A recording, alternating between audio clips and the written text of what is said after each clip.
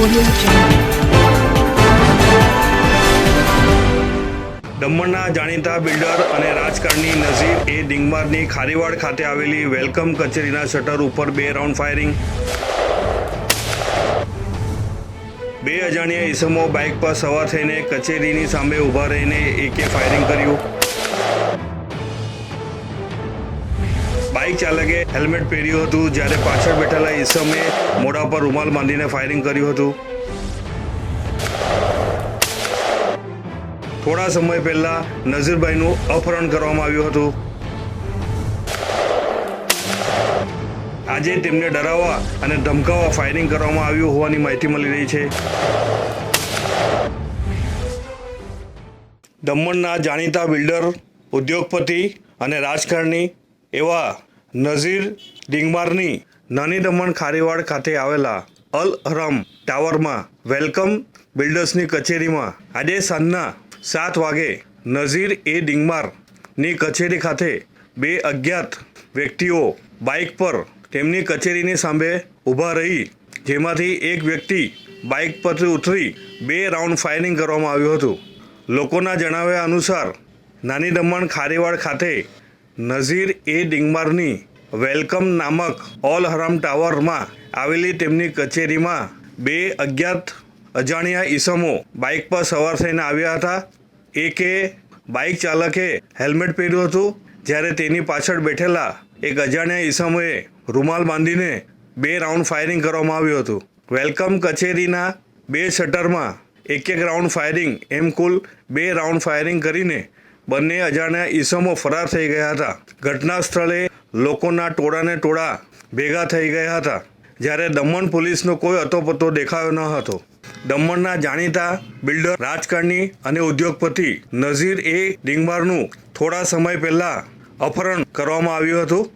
આજે તેમની કચેરી પર 2 રાઉન્ડ ફાયરિંગ કરીને અજાણ્યા ઈસમો ફરાર થઈ ગયા હતા. જોકે આ ફાયરિંગ કયા કારણસર કરવામાં આવ્યું છે તેની કોઈ વિગત હજી સુધી મળી શકી નથી, પરંતુ નઝીર એ ડીંગમારને ડરાવવા અને ધમકાવવાના હેતુસર આ 2 અજાણ્યા ઈસમોએ આવી તેમની કચેરી ખાતે આજે સાંજના રવિવારે કચેરીના શટર ઉપર 2 રાઉન્ડ ફાયરિંગ કરવામાં આવ્યું હતું. હવે આ બાબતે પોલીસ તપાસ હાથ ધરશે, ત્યારે આખું ચિત્ર સ્પષ્ટ બનશે.